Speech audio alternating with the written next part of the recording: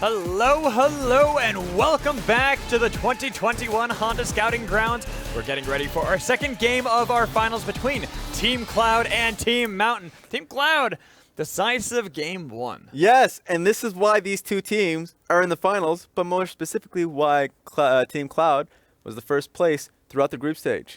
They're the team that showed the biggest growth, starting 0-2 and then making the run to first place.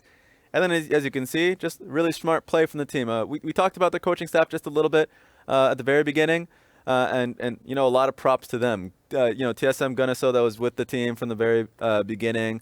We also talked about Westrice, and it seems like a lot of the work that they put with the team, of course, the individuals as well who's performing today, able to get the job done for game 1. And I was the fly on the wall in those comms, listening in to Team Cloud from day 1 and then day 4. Day 1 to day 4 is night and day. They were all over the place on day 1. They weren't communicating well. They were all talk but no substance. Yeah. Day 4, completely different. Fire took over a leadership role, but they all communicated perfectly with one another. They understood the strengths and weaknesses of everyone in the team. It just felt like they were able to have such growth in such a short amount of time. Individual play also matters, and so who do you target going into the next game? If I'm Team Mountain, we're swapping over to the blue side. Yep. It's got to be Perry. Perry was a huge player in that last game for the team. His Graves was immaculate. That's why they take it away. Team Mountain, of course, are the ones with the first pick, but it seems like Graves is not going to be the pick that they have as their blind. Want to take it away from Perry. Yeah, we're not seeing the support bands that we had seen last time around, where it was support band 1, 2, 3, 4 support bands in the first round. Yep, and then when we just refused to pick it on the first phase, now we just add more. This time around, much different. So see what we get here. The Draven band. Saw Wixie hover that one, or at least there was a hover in the first series. I mean, first series, but Wixie's also played it earlier, and he's a renowned Draven player, really good on that champion. So not too surprising to see that ban. At least it wouldn't be surprising in the second rotation. First rotation's a little bit odd. Yep. So now look at Team Mountain. Yuumi was on the bench in the first game. Team Cloud must be discussing whether they want to put it on the bench this time around. Now here's the challenge. Does Team Mountain want to go with the first pick Yuumi and play a more defensive type of game? Looks like the answer is looking like a no. Well, at least for now. Kitong, I've mentioned before, likes to play that Yuumi. Though, during the scouting runs, each time that Kitong has gotten it, they haven't been able to pick up a win with that champion. So we'll see if it is going to be Kitong going back to that champion, going back to Comfort, or if they're going to go for what we've seen with Lucian, the Lucian Nami lane. It's definitely a different way to play, especially if you're with a new team and you have a Yuumi, then you have to have like a different way of playing around Rift Heralds with the Yuumi, right? Or contesting vision. If you have a Yuumi, most of the time you just don't want to do it if you don't have the vision set out to begin with. So going straight for pressure. Xinjia is going to be the first pick up here for Team Mountain with Lucian, and it seems like they're going to round it out with the Lucian Nami lane that we also saw at Worlds. The only problem I have with the Lucian Nami is that I've heard, just talking with a lot of the players, a lot of the coaches and staff, is playing that into Aphelios Lulu is hell. It is not fun to play with, because normally you're playing really aggressively, but Aphelios Lulu lane can just absorb so much of that. Yeah. So it's interesting. If they can get through the timings with Lulu Shield and Polymorph, then it's going to be difficult. Trundle rounding that out. Let's see. Trundle is a common pick versus Xinjiao during the LCS and also just in Premier play overall, so I like that. And it makes it so Team Cloud now has a very clear win condition, front to back, slow play. They can add more engage, and I think that's probably going to make it so that's going to be on Dragoon. Let's see. Camille was banned really earlier on, and they already banned the set. So Team Mountain recognizes that and wants to make it harder for Team Cloud to play it out like that. So yeah, I'm just keeping my eyes on Dragoon and what he wants to play, because I actually expect, normally you look at the second, when you're on red side, your fourth pick, it's usually top lane. You want to get the mid lane counter pick. But with Team Cloud, I expect it to be the reverse. It's that they want to get Dragoon, the counter pick. They want to make sure that Dragoon is in the best position possible, since he has such a unique champion pool. Exactly. I mean, Vex is available. Fire also was able to perform pretty damn well on the Orianna in the previous game. So he can honestly just blind pick. That's available for him. Let's see what Team Mountain ends up going for on their last ban here. GP. Dragoon does have a strong GP. He does. And he also has, we saw pocket picks in the last game. Dragoon's pocket picks is Darius. I want it. So, like, if we can get something like that, though, it's going to be hard with a Lucian and Namini on the enemy team. I don't care. I don't give a damn. I want it. Look, they're up. They're up 1-0. It's the finals of our 2021 Scouting Grounds. Play it. We don't int the draft under any circumstances, okay? Under any circumstances. We don't do that. It's not inting. Well, it depends. If you can get a proper, if you can get a proper matchup. Otherwise, it is. Yeah, okay, now it is. is. It's Yeah, okay. There we go. All right. I'll concede now. All right. See what we can go for here. Going up against the Kennen. Jace is banned. They did ban Jace, so you can't really get that long range. Aurelia's gone too. Yeah. Graves is gone. Scrapping my brain. Well, you'd like to play the Kennen versus that, but overall, I mean... yeah, I know. I'm just trying to think. Picks that Dragoon would normally pick. And Bradley on to Tristana, too. There we go. So just like composition seems like it's rounded up from Team Mountainside straight front to back with the Tristana, Lucian. They have a little bit of that side lane element. Ornn or Mord? Ooh, I would go Ornn. Ornn. Especially since Ornn Aphelios is just a ridiculous duo. Yeah, it is. Yeah, and you don't have to worry. There's no Braum on the other side. As boring as it is. And it's going to be hard for Xin Zhao. It really is. Not only from the Trundle perspective, where if you go in, Trundle pillow, you better have a good fight. You're not going to really find an exit strategy. Same goes for Ornn. That defensive Ornn ultimate, stopping engages. So pretty short range from the Lucian. A little bit saved from the Tristana. But all in all, you itemize armor versus that composition, it's going to be difficult. Just really depends on what Gamsu's able to do. And what I like about Team Cloud's composition into Team Mountains is the non-committal engage that they have with that Ornn. The fact that Ornn just from such a long range can always be so impactful, Team Mountain have to play so aggressively into them. Short range pretty much from everyone besides that Tristana, and even the Tristana kind of wants to dive into the backline.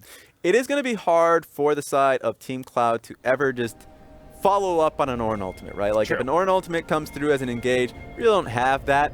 And you also got the Nami tidal wave on the other side for Keentong. So as we load up onto the Rift for Game 2 here between Team Mountain and Team Cloud, one game potentially away from having a champion in our 2021 Honda Scouting Grounds. There we go. It's all or nothing. Feels familiar. Ooh, Daption. We've seen this before. We've seen it with Daption, but Daption was far wiser this time around. Put the ward down, being like, I learned my lesson. There we go. 10 gold shared around the squad. It's an early ward. I'm pretty sure that 5-bar. No, he didn't. He decided not to place the ward down. It would have been really early ward there. I would have been surprised, but just kind of pathing, seeing if he could spot out any movement. True. And so I take a step back. I look at this and I say that Team Cloud, if they're ever on an objective, it is near impossible to push them out. Aphelios just being able to rain down some hell on you. Also, Ornn ultimate as a defensive mechanism. Ornn himself is also really good at making sure that they can hold control over tight corridors, just dash into the wall, knock up anyone nearby. You got Lulu too, Shockwave on Orianna. There's a lot they got. Yeah, and pretty strong front line. So let's say in the we don't oftentimes talk about a team that is going to be behind in tempo, that has to fight in division, right? You have an Ornn and Trundle that's going to be able to allow you to do that. So Giga late game squad, if you're looking at Cloud's perspective. But what about Mountain? Mountain, we already know Cloud. They want to get to the late game. They want to scale up. But Mountain, I'm looking over to them, and they got really good side lanes. Exactly. They can play through side lanes a little bit more comfortably, so Flyfire is going to be a little bit more concerned about that. And then also, great flank from the side of Kennen. So in fights like, if they get control, then you have to be concerned about Gamsu on a flank position.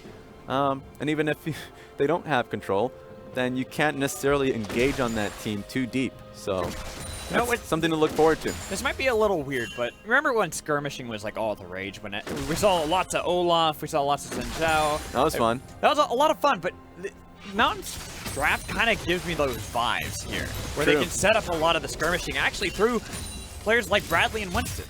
Kind of reminds me a little bit of the LCS champions in 100 Thieves and a lot of the compositions they built around really early on in their split, right? Yeah. So things like that, where if you feel confident in your mid-jungle duo, build around them. So kind of something that we should see here. Of course, this is Winston pathing from top to bot side. Saw last time. Something similar with Trundle, except Trundle is playing a little bit more crafty here. Yeah, Trundle is one of the few champions that actually can skirmish well and duel against Xin Zhao early. Wants to try to see if he can force away Winston the best possible he can. Ooh, Bradley should know about this, but he does have his jump available. Right. He should just be able to jump away. He's got flash, though he waited a long time to do so. Smart, because Perry was just waiting for the jump so he can put the Trundle Pillar to cancel it out, right? True. So that was the call there, but now Bradley has to go back and honestly TP back to the wave. He was just playing pretty disrespectfully to where Perry was on the map. Perry just went for the fastest level 3, going red Raptors Gromp. And so now, yeah, Winston understands this and is going for an invade on the bot side of the map. So if Bradley's able to normalize his lane, this is pretty good for Xin Zhao. So I know this has nothing to do with the game, but have you ever played AP Tristana? Oh, no, I didn't. No, you didn't. Never. No, I'm talking about now. When it was back in the day. No, I'm talking about now. Okay, that sounds awful. It's a lot of fun. You take turrets really quick. I feel like you can do that with AD Trip. Yeah, you're true. But right now, we actually have the rocket jump forward. Got the explosive charge on top of Fire, the dash in, the flash in from both of them. Trying to follow that up. Fire barely alive. Finally, first blood goes over to Bradley with Winston going to be chopped down by Perry and Trade. Yeah, commits a lot for that one.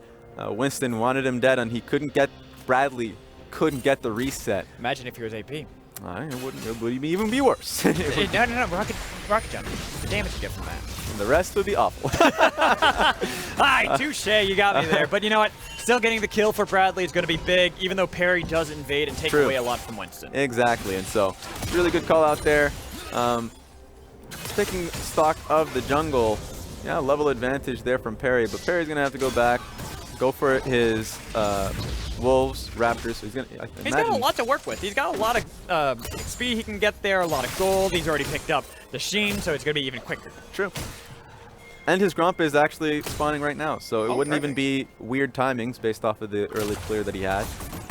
But a lot of action happening. So he's actually choosing the path bot side with Dragon coming up, maybe looking to contest that. Seems to be the call here. Yeah, they've even sent back Wixie and Daption, so they'll have the timers onto that as well. So they'll be able to rotate up and help out defend that Dragon if need be. This is actually a pretty standard concept for a lot of teams in the LCS where, you know, it's going to be Wixie that's forcing an item advantage on Array. So Array needs the base here, which means that Wixie can actually stack a slow push. You know, Perry is already passing towards this side of the map. So then once the slow push actually crashes towards Mountain's bottom lane turret, they can actually secure the first Dragon of the game.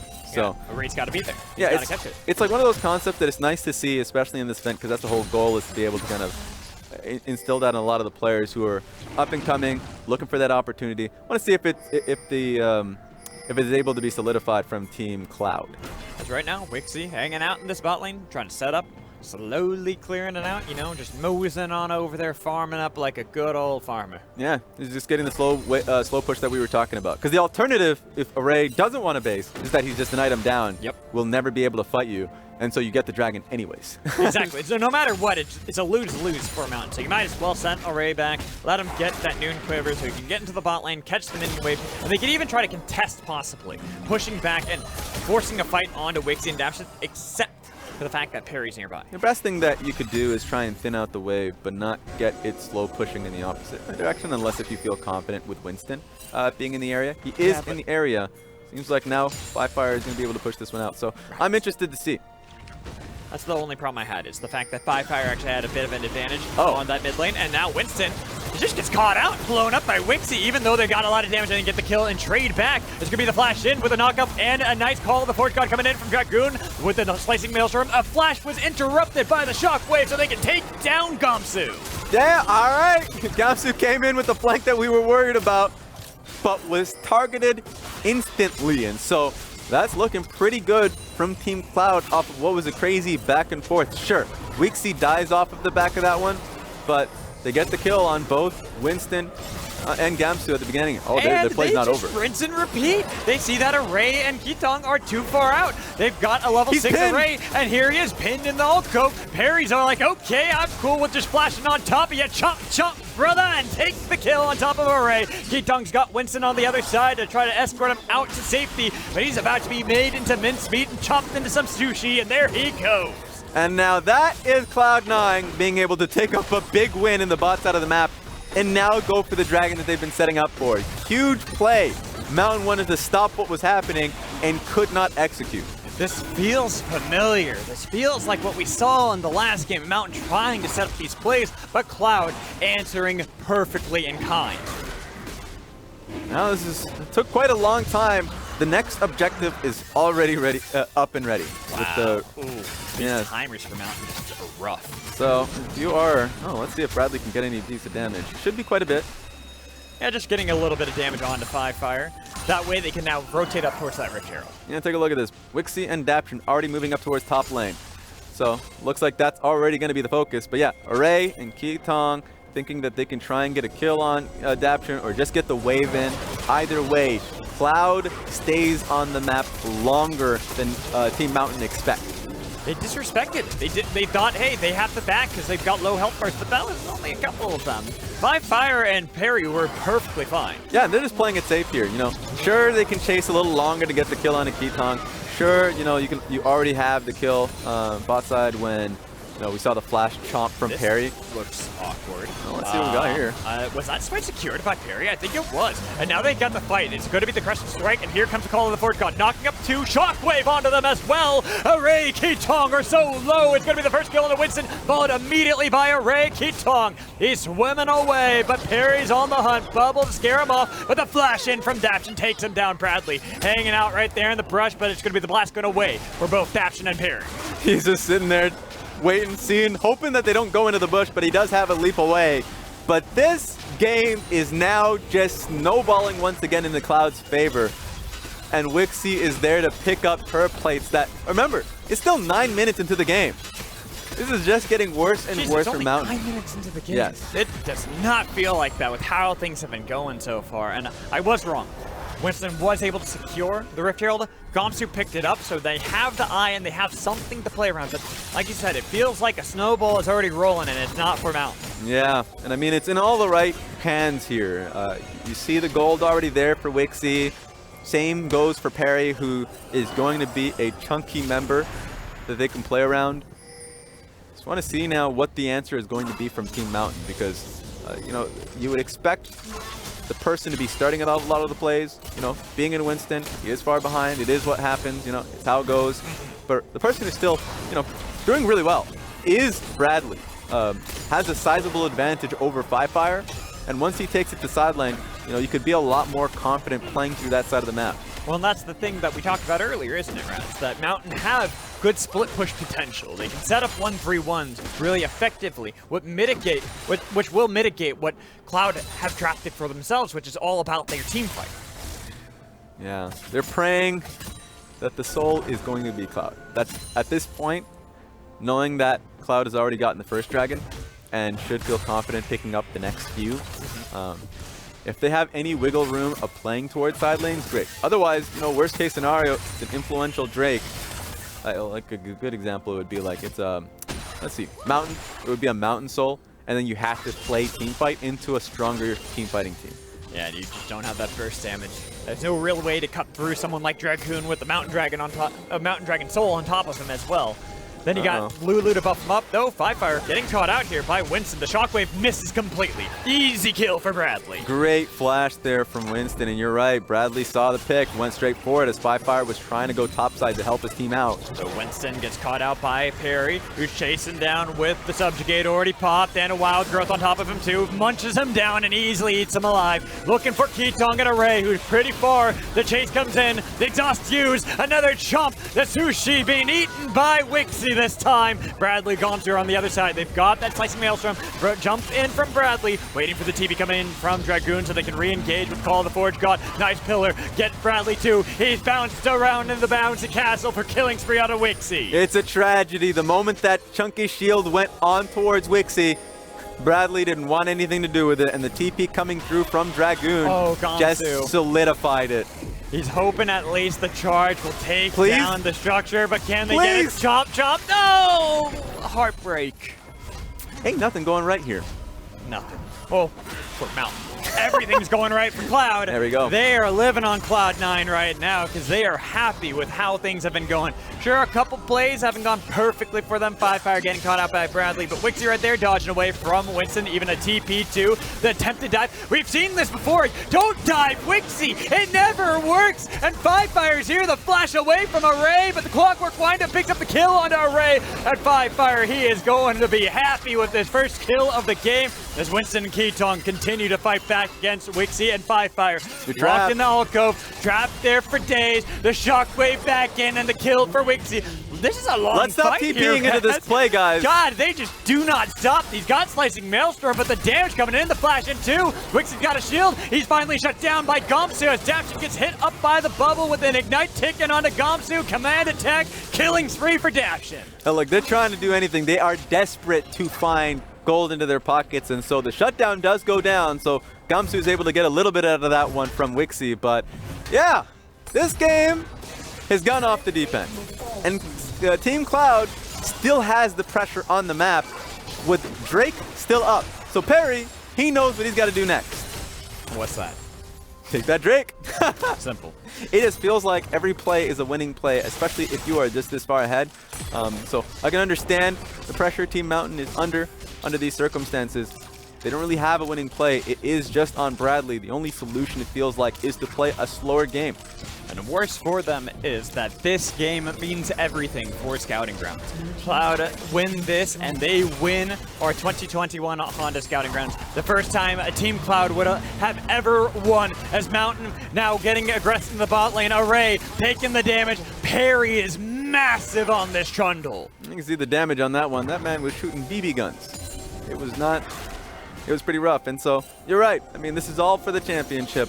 Still good to recognize that both these teams got the necessary wins to get to this stage anyways. Oh yeah. I mean, this just getting to the Scouting Grounds in the first place as Wixie will die to Bradley there. Nice pick from both Keaton and Bradley there with Winston in tow to make sure they get some gold back for the team. Yeah, finally able to get that one down, but Dragon will go down for Perry. These trades are always going to be helpful, recognizing that Trundle is just going to be focusing on the Drake itself. So see if you can find a member just kind of strewn out, and at that point it was Wixie. So Wixie dies 2 times, you know, in quick succession, both top lane and mid lane here. So he's got to chill out a little bit. Though Array about to make his 5th grave visit as he is dead on that dive. They've got the kill on a Firefire as well, so it is a nice trade for Team Mountain. Cloud are the ones playing a bit too hypey now. Even though they're able to get a turret in the bot lane, they've got to be careful because Keaton Winston, they were threatening attempted fight, but they didn't want to continue. Yeah, I mean, they know that Gamsu's not there and he doesn't have TP, so it's pretty comfortable on that one. Gamsu right now alongside Bradley are the members to look out for from Team Mountain side. Well, yeah, Bradley's still 3-1, and look at that lead he has over Firefire with another bit of turret gold that he's picked up. Yeah. Meanwhile, the side of Team Cloud playing quite well here now. My focus is always going to be on the bot lane for Team Cloud. Wixie and Daption are performing once again. And a lot of this now is just, once we get to later stages of the game, remember, Mountain does have to fight for this next dragon. Talking about the fact that they were praying that it was going to be a Cloud Soul. It's the one that you had said that you hoped wasn't the case, their namesake in the Mountain Dragon. It's literally the worst dragon to fight against because it's not only a Trundle and Ornn Mountain Soul you're dealing with, but still a lot of these carries are going to have at least some level of defensive itemizing. Right. And you already got the Moonstone Renewer out of Daption. You got a Mortal Shield though for Wixie. You're living longer now. So you have to now fight for them, towards them. So a call to trade sides of the map might work if you're in a really tough spot for this next dragon, but you have to fight for souls. So we'll say another saving grace though for Team Mountain here is, despite all of this aggression happening, 16 kills for the side of Team Cloud, nearly a kill a minute just for them. It's only a 3,500 gold lead for them. There's been a lot answered by Team Mountain, where they've gotten themselves 2 towers, 1 mid and top. They've gotten a lot of gold for Bradley as he's continued to clear out these minion waves and even got 3 kills to his name. True, and I do think that the context of it's a Lucian that's not necessarily going to scale very well, especially versus the Aphelios. True. And the other one is the Xin Zhao as well versus Trundle. As we're seeing, a lot of damage here. Bradley, nice flash followed up. Bradley rocket jumps out of there and he survives. There we go. He's the last hope Point right con. now for Team Mountain. Looks like that one pick is going to start it off. That's flash off 5 fire too, so if next fight's going to happen, he's going to be the target. I mean, that's a big pick. The fact that Bradley can even crash that minion wave into the bot lane, continue to funnel more gold into the Tristana, where a Ray on Lucian might not really scale too well. Tristana sure as hell does. But at the moment, Team Mountain getting some resets for themselves.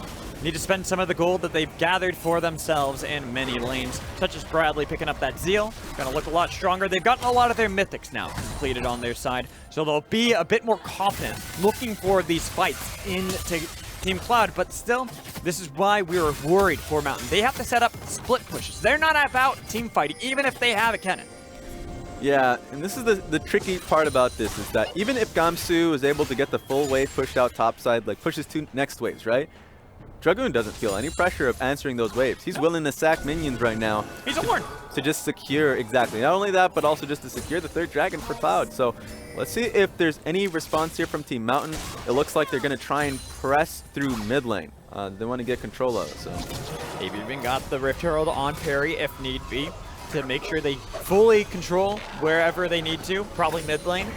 With 1 minute left until that dragon spawns, they're getting these recalls off and now spending that gold as necessary, so they'll be the strongest possibly they can be at that objective. yeah, they recalled on Fog on that one too. So Lord Dominic's Regard being picked up by Wixie, Perry being able to pick up Randuin's, and a lot of it is hopefully they can continue to keep the control wards that are already there. They still have that line bush through mid control warded, and they're able to get the control wards from base 2, so they didn't lose too much. That satchel charge is up in heaven. Woo, look at that. Okay. At least Bradley gets a turret in the bot lane for the team. More gold, more onto this Tristana with that Phantom Dancer completed as well. Getting to a point where she is scaling. That is the one champion that has a lot of gold. Gomsu's got a good amount as well, having completed the Void staff compared to Dragoon getting the Randuin's Omen, but this is where Orin's really beneficial. He's level 13 and he can start dishing out those ornaments.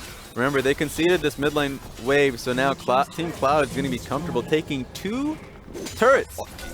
You're just gonna let them do that? That's actually probably even going to be a crash onto the inhibitor turret from Shelly. I mean, this is the risk that they're trying to take here, right? Because they don't want to lose this dragon. 5 Fire was going in for a steal, but now this is just a lot of gold going into the pockets of Team Cloud. Yeah, that's my problem. It's like, I get that you have to stop the Mountain Dragon Soul potential that could have been there for Cloud, but you've now lost inhibitor mid lane from it. Yeah, I was expecting that they were going to try and get pressure through mid rather than through bot lane, so I think that's the only kind of point that I would look back on. Because, yeah, that just gave a lot of pressure to Team Cloud to make that play happen. And then they can also say that, sure, this is going to be 3rd dragon, but if we really don't feel confident fighting, we'll just try and trade up to topside. So, like, that's the other way that you can look at it. Yeah.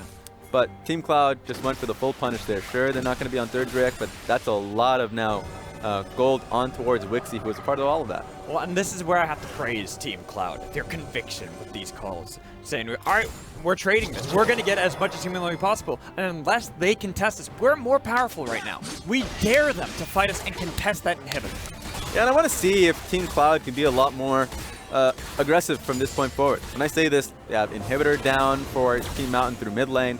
They are going to have control through mid at all points with the inhibitor.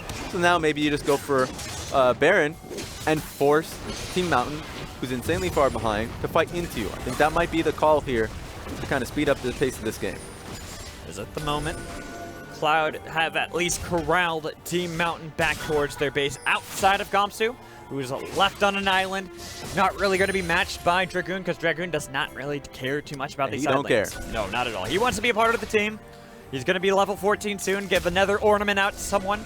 Make sure his team's super powerful, and they're the ones with Aphelios, which means they have the quick Baron. There it is. That's the Baron being started up. See if the play can be made here. 5 Fire was using his body to keep at least Mountain back towards the base. But Gamsu has TP'd behind. Shockwave onto Winston. Flash away to survive. Gamsu now flashes forward too with the slicing maelstrom, but with an exhaust on top of him, he does pittance for damage. And an easy snipe comes in from the Ram to take out Winston with a ray flashing over the wall, getting away from Dragoon. But he's too slow. He's too big on the other side. The bellows breath, the smack of the hammer's might of the god of top lane will take down a ray for killing spree at a Dragoon. They got everything everything they wanted, and they're going back to, wait, they were going back to Baron. Oh no, Bradley, he overstepped. He got the kill on one, but unfortunately, it was his life to trade. You got the Pillar Squad out here, both Dragoon and Perry, making it impossible for Bradley to get on out of there. So now here we are, constantly forcing Mountain to walk into them. And they're completely fine here. They're going to base for tempo, get back into the map. Dragon's going to be up in 2 minutes, but they can always just rehash this entire setup they had around Baron. Just wait out the timers on your ults and set up that play once again. Nice job from Firefire playing in Fog. And then just looking for good chunk on towards Winston, knowing the Dapton was behind him with the ultimate. And so yeah, the TP came through from Gamsu. I thought it was going to be devastating for Team Cloud. The exhaust made it a lot easier to deal with, though he wasn't even exhaust for a good majority of the time. It was actually the tail end. He just does not do much damage at this game. Everyone's too far behind on Team Mountain. They just don't have any damage sources from anybody. Look at the amount of damage Dragoon does to Array and how little Array does to him. Yeah. Gotta close in on this one. He's getting completely slammed by the tank. The minions too. Tank Daddy. Yeah. It definitely helped. So back in real time, we are in the literal same place we are, when the replay started. I feel like this is probably going to happen at least 2 more times before the game fully ends. Yeah. And probably the exact same scenario as well. So Bradley's in the bot side of the map. He's going to be trying to force Team Cloud's hand. So they for sure are going to start Baron right now to force the TP from Bradley. Let's see if a good fight can come from this. All right. This is where it's the YOLO play, Bradley. You don't TP in. You take the base. You stick to it. You stick to your guns. They're taking forever to take the Baron. Oh, he is backing, though. He's not going to try to answer, take the base. Instead, he wants to join with the team, waiting for the TP. Winston was chunked out so low. He's sitting. He's going to go for your advice here and just play for this one. With Winston chunked out, they cannot play for this Baron. And so he's going to at least get the inhibitor turret. But the problem was that he hesitated. He had to fully commit for it. You can't back out. You can't be a coward. I don't know about that one. It's a smart play. Hey, I'm just saying. You're not winning the fight. You're not going to be able to stop the Baron. You might as well take an inhibitor. I think at this point, Team Mountain's doing the most rational thing this far behind and praying for a mistake. Look, sometimes rational thinking just doesn't always cut it. Sometimes you got to be maniacs. We might see that. We're looking for third dragon there for Team Cloud. And so now if you're Team Mountain, third dragon is going to be given away. That was always going to be the case. But now we're talking fourth dragon. You're already going to be defending Baron.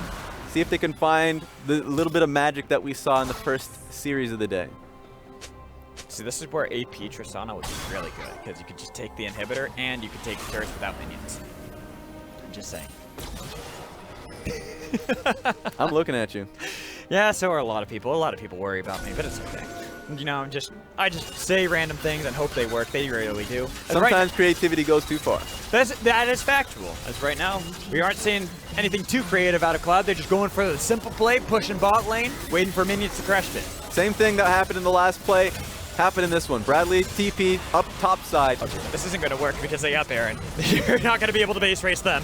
Let's see. He's going to be holding on that TP for that last stand. Let's see where they draw the line. Well, they've already lost one inhibitor. Second to follow. Oh! There goes Keetong. It is a 4v5 fight. Bradley has recalled back to the fight with the minions crashing in and the knock up onto Gomso on the other side. He's not going to be able to engage at all. He's forced completely away. There's no slicing maelstrom. Instead, it's the call of the Forge God. And with the Crescent Strike already used by Winston, the flash coming in from Perry. The flash away. They've chased him down to the Nexus. They've chased him down to the Fountain with no turrets remaining.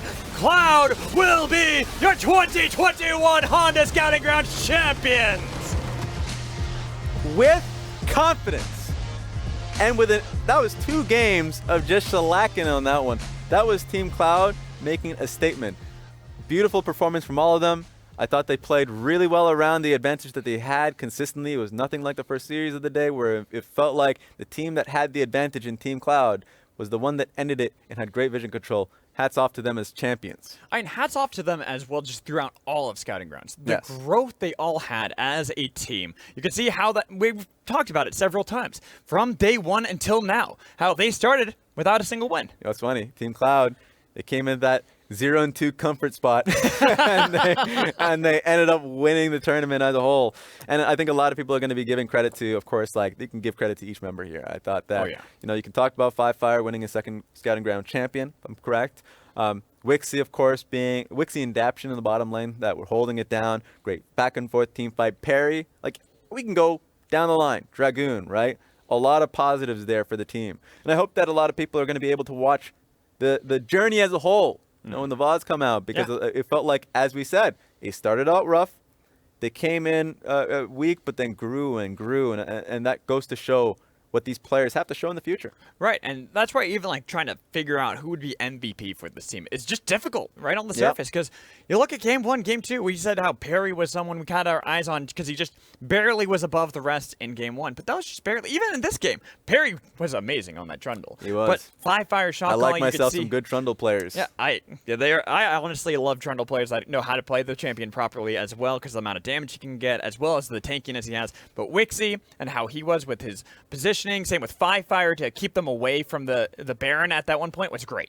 Yeah, it's funny because, champions like Trundle, Sejuani, you early pick them. And, well, this one was a response to the Xin Zhao, but overall, if he's able to come out with that kind of dominance as a team, big thumbs up to the coaching staff, big thumbs up to get a result like this. So it's great to see, and hopefully now that the events pretty much, you can see all the games out there. They're out there. Just VODs, or if you're watching out live, and with, not only the players looking for teams, make your pick. Yeah, exactly. But a dominant performance out of Team Cloud to be our champions for this Scouting Grounds. We're going to toss it to a short break. We're going to step away, but stick around. We're going to have our victorious Perry for our post-game interview. Don't go anywhere. Welcome back for the post-game interview, and I am joined by the victorious Perry from Team Cloud. Perry, how does it feel to be a winner, man? This is amazing. I mean, this is my first tournament, first Scouting Grounds, and I don't know, it feels great. Like, I'm so happy, I'm so hyped. Amazing. What do you think the most important thing you learned this tournament was? I think seeing a different team dynamic was very interesting. I think I learned how to like play around new players because I've always been on the same team. And, just like the coaches gave us really, really nice concepts to think about. So, cool. So on that point, you guys started off the tournament being tied with all the other teams. It started off really close. And then you guys popped off. I mean, with this win, you guys went 10-0 after starting with a tie. So what changed? I mean, at the start, we actually went 0-2 in the round robin. Like, we got crushed pretty much at the start. I think we were just like, meshing, like figuring things out, like learning things together. And I guess there were some like miscommunications here and there, some issues internally. But after that, we got past it, and I don't know, things just clicked, and we were doing great. So, yeah. Perfect. I love to hear that. And final question for me. So Golden Glue actually told me that you know Kung Fu, and I should ask you to show us. So will you do that for us right now? Absolutely. Okay, yeah, I'll go ahead and show you that right now. I'll take out my headset. Oh, shit.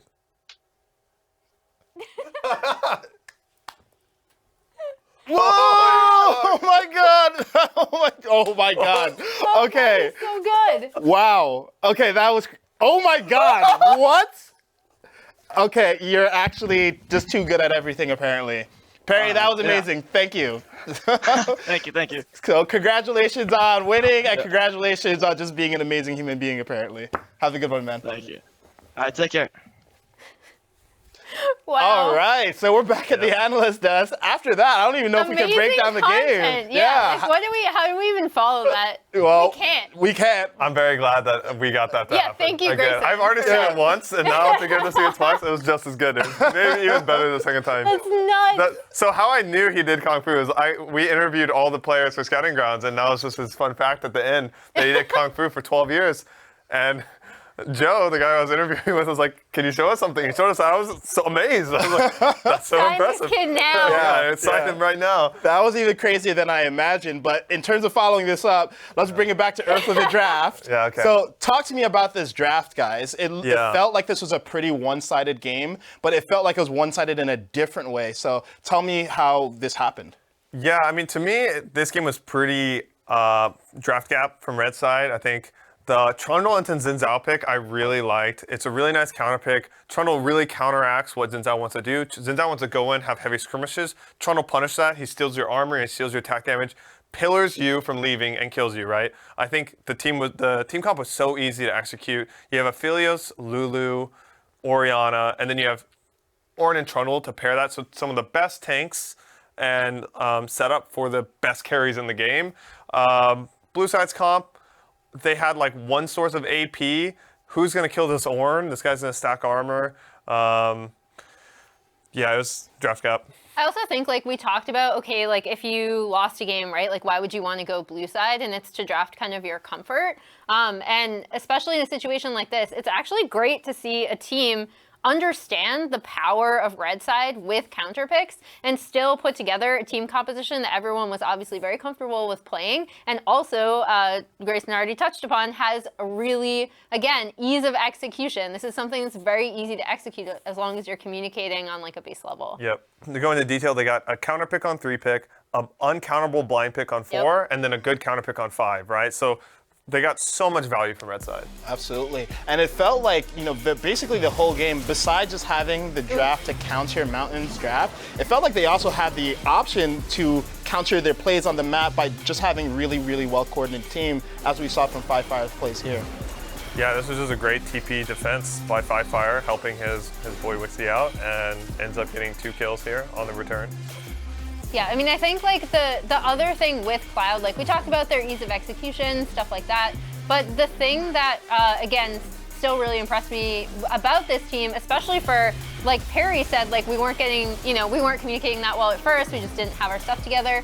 The ability of them to come through and put together what we saw in these 2 games, the level of communication that they had based on like map movements, is honestly really impressive. And I want to call up a play that was in response to Mountain taking 3rd Drake because they were dragon stacking.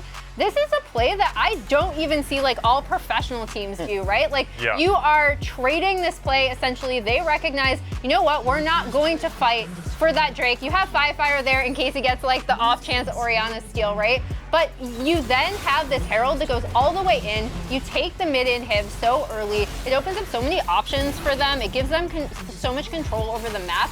And it's such a great response play that I don't always see from professional teams, never mind a team that was just put together this week. So shout out to you, Team Cloud. That was great. 100%. I saw that play. I was so happy watching that. Like, honestly, all the macro from Cloud has been like exactly what I wanted it to be. Like watching it and what I think they should do, they executed, and like it's just so impressive. It's really impressive to have that level of team play. We come here looking for like individual talent, and for this team to come in here and like be that cohesive, like it really is. That play is like relatively rare. And like for example, when even in an academy or LCS, when a team does that, I'm like impressed. I'm like, these guys have the self-awareness to not just get into a reactive thing of like, oh, well, we're winning, we should stack the dragons, you know, like looted, you know, there's other things you could be doing that's more proactive and pushes the envelope harder.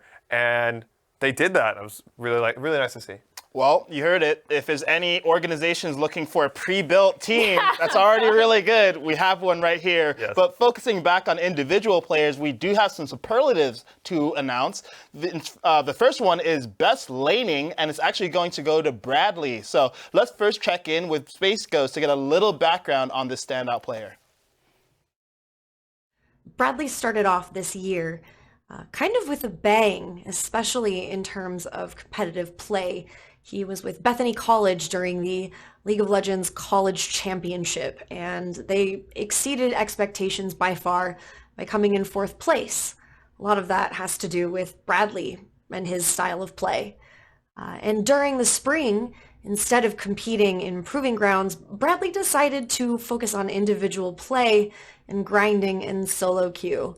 His reward for focusing on something not quite as fun as competing in Proving Grounds was a spot on Wildcard Red, where he had his mentor, Arrow, who is an LCK champion.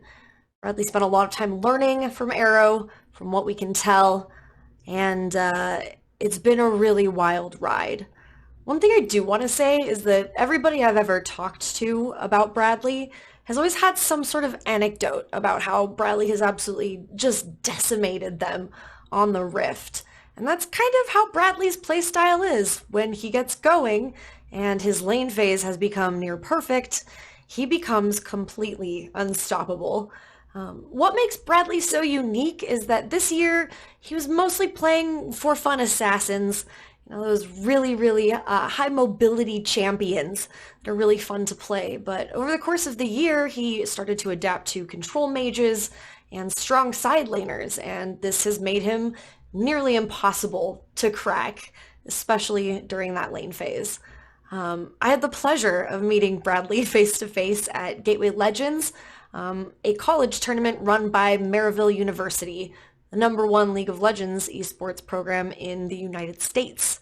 And Bradley, he was a pleasure to hang out with, really extremely positive, and it was really funny to contrast it with all of these horror stories that I'd heard. So just wanted to give you a little bit of background on one of my favorite players, especially this year. Like I said, seeing this kind of measurable improvement, especially for somebody who is in amateur, is really a pleasure. And I cannot wait to see what Bradley does in 2022. Wow, after that, I cannot wait to see what he does either. That was an amazing pitch for Bradley as best laner, but I want to hear your thoughts, Golden Glue, on why you think he's the best laner in the tournament. I think I've just been converted into a disciple of Bradley. Perfect. But I think unfortunately in this finals you didn't get to see it that much. He's very good on these high skill cap champions like Irelia, Kale, these like kind of more lane dominant champions. Didn't really get to see it too much in this series, unfortunately, but overall, I mean, you still got to see him go up 10 CS, get 3 kills on Tristana. His lane phase has definitely been his strength as a player, and I hope to get to see him utilize that more in the future. Perfect. And next up, we have our superlative for most improved, and it's actually Perry, who we just saw. Woo! He does Kung Fu, he wins tournaments, he's most improved. Emily, tell me why you've given him this award for tremendous growth. So I'll say he was not on my radar at all going into this event. And then initially when I saw him, it wasn't like super impressive. And then to go from that to this in this short amount of time is actually insanely impressive. I think if you look at especially like his 2 games in this finals, even like we saw a really strong Graves game from him. We saw him have a really good understanding of how he needed to play Trundle, because like we were joking around, like Trundle has the one ability that you need to hit is the pillar. And he showed like really good pillar usage, right? And a really strong understanding of like where he needed to be on the map. I think when you have such a young player, because he is the youngest player at this tournament, he's only 17. When you have such a young player show that amount of tremendous growth over just a week remotely, that's someone that you really should be looking out for in the future. So I really do hope that a lot more eyes are on him now. And I'm really looking forward to what I can see from him in the future if he's improved that much over this short time span. I really feel like I just want to imagine him listening to like Eye of the Tiger all week, like, just training mode, training arc this week, most improved. Yeah. He's done really well. He's done really well. Yeah, leg over his shoulder, playing League of Legends. Yeah. Perfect. I love it. All right. So for our next superlative, we actually have our guest standing by. So best team fighting goes to Strumpus, who we have right here. So let's bring him up. Strumpus, where are you? Hi, I'm in my room right now. Hi. Okay, perfect, man. Well, first of all, how does it feel to not only place at this event, but to win Best Team Fighter? I think it feels really good, and I'm really honored that I got the Best Team Fighter award. But personally, I feel like I didn't place too well because, I'm aiming for that #1 spot. I wanted first place. But overall, I had such a great time and learned so much and showcased a lot. So. Yeah, and I love that drive. But, looking at you guys even getting 3rd place, I think a huge part of it was your individual performance, particularly in Game 1, it stands out when you were playing Lux and you were behind. So what were you saying to the team when you guys were behind, but you had a lot of gold in the ability to carry? To be honest, I really didn't feel that behind. Like individually or maybe even as a team, I didn't feel that behind. I was just trying to analyze and dissect all the angles I could go for to get ourselves into a favorable position in the game. And what I was communicating myself in the game is that Lux is really OP. She can just delete mid waves like on repeat every wave. They have no mid waves to play through, so let's trial and play through top because they have no good map plays available to them, in my opinion. Beautiful. And you've been someone who's come up repeatedly by coaches and others watching Scouting Grounds, and I've actually sat in on some of your comms and I've heard how you communicate to your team. So I'm curious from your perspective, what do you think that you bring to a team in terms of the atmosphere and communication? I think I do definitely provide leadership, and like maybe some scenarios are like not quite as clear, and I feel pretty comfortable like being the final like decision maker in that scenario if I feel like something looks really good. I think I also like bring the attribute of like try harding. Like I grind. I'm a solo queue demon. I play like 12 hours a day. So yeah, I just really want to improve. Love it. And I know we talked about you placing, but you feel like you could place higher. Last question then, what is your goal for the next year?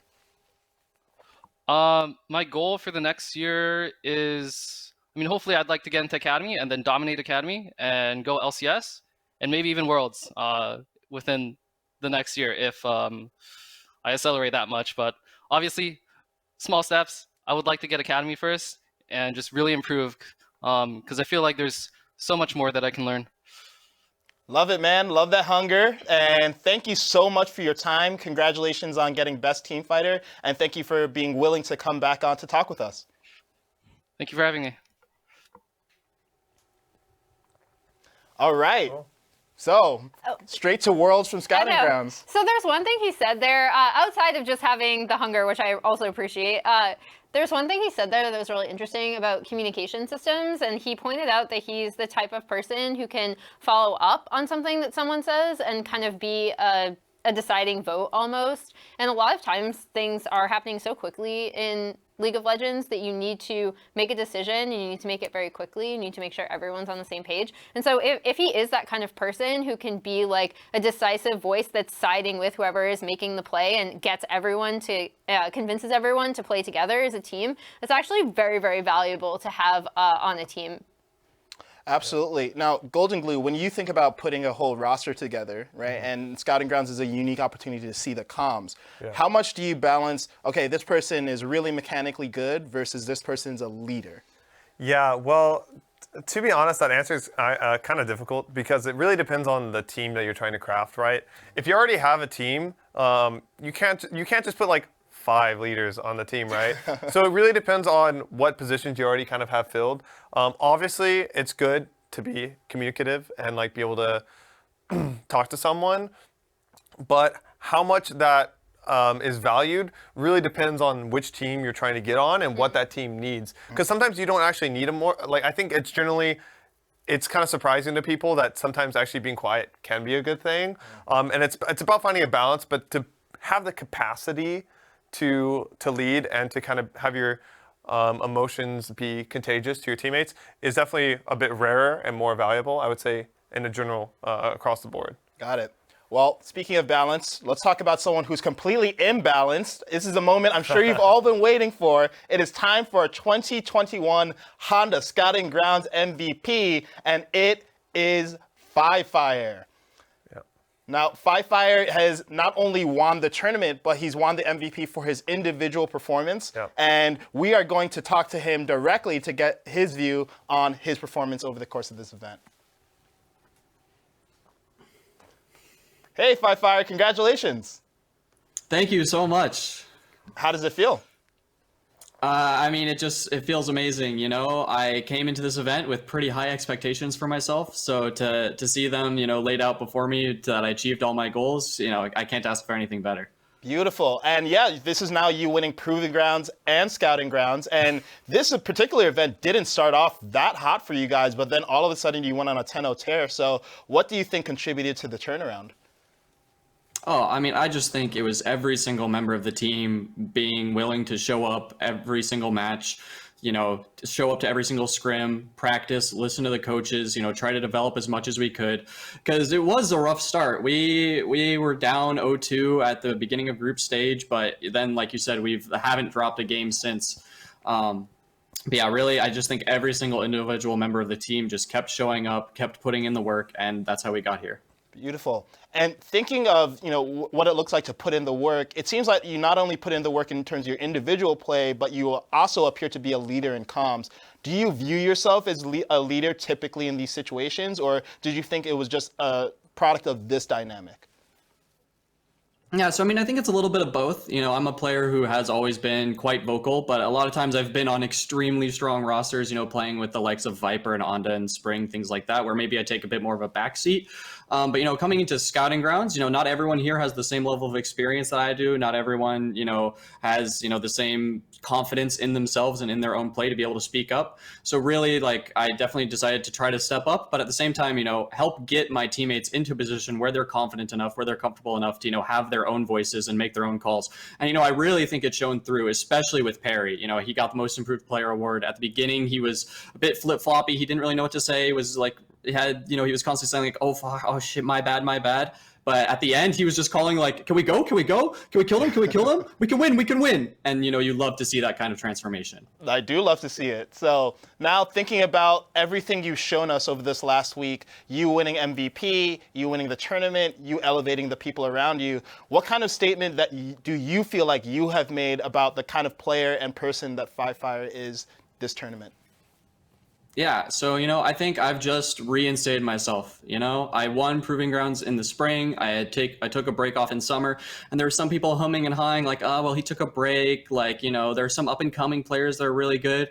But, I decided to show up. I'm still here. I'm still one of the best players. If you sign me to your academy team, we're going to win a lot. So, I'm looking forward to that. Yeah, hell yeah, man. Well, congratulations, and thank you for taking the time to do this interview. Yeah, thank you guys so much. All right, this is some confident interviews. I love it. I like that. I like that a lot. I had my interview with him earlier in the week too, and I was also impressed. And he was telling me, what a successful scouting grounds would look like is him winning. And it doesn't get more. You're the MVP. You guys went on a 10-0 win streak.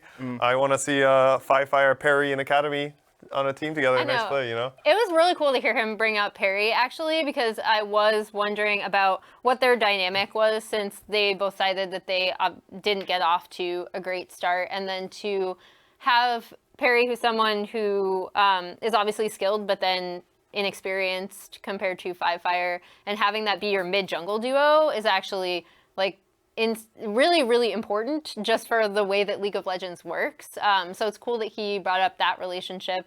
And then it's also just nice to hear from him as he's matured as a person, because like I said, I followed him at his first Scouting Grounds appearance. And so watching that transformation over the course of years is actually just really cool to see. Absolutely. Yeah. And I love that he also focused on players outside of him, right? Focus on how do I elevate the other guys on my roster. It sounds like he was a bit of a mentor almost to Perry in some regards. So I personally love to see that. And overall, I think it was a great tournament. We saw a great individual play. Time. Yeah, and we saw Cloud really fun time. Apparently be a cohesive 5-person unit. Yeah. So, hey, maybe. And that Herald play, I'm telling you, it was so good, actually. It was so good. It was really good. No, I really enjoyed watching. The level of play overall in that last game was a lot higher than what I was expected. So nice. It was fun to watch. Nice. All right. Well, thank you all so much for joining us today for the 2021 Honda Scouting Grounds Finals. If you didn't quite get your fill of esports content, you can catch up on the Wild Rift Horizon Cup in a few hours at 2 a.m. PT. That's going to do it for us from here. Thank you for watching, and good night. Bye. Woo! Woo!